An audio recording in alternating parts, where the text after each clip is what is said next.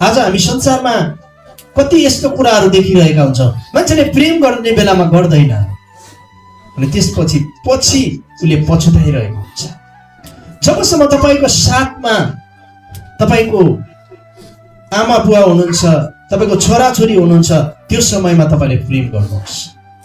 तब जब उनीहरू टाढा हुन्छन् अब तपाईँको प्रेम काम लाग्दैन। जब उनीहरू संसारबाट विदा भएर जान्छन् भनेपछि अब तपाईँको प्रेम उनीहरूलाई चाहिँदैन। प्रियहरू, जुन बेला तपाईँको आफन्तलाई, तपाईँको आमा बुवालाई, छोराछोरीलाई प्रेम चाहिन्छ त्यो बेला तपाईँले त्यो प्रेम दिनुपर्ने हुन्छ र त्यो प्रेम एउटा अर्थपूर्ण हुन्छ। आमेन। अनि आज हामी संसारमा देखिरहेका हुन्छौँ ठिक समयमा मानिसले प्रेम गर्दैन, तर समय बितिसकेपछि फेरि उसले खोजिरहेको हुन्छ अनि ऊ पछुताइरहेको हुन्छ।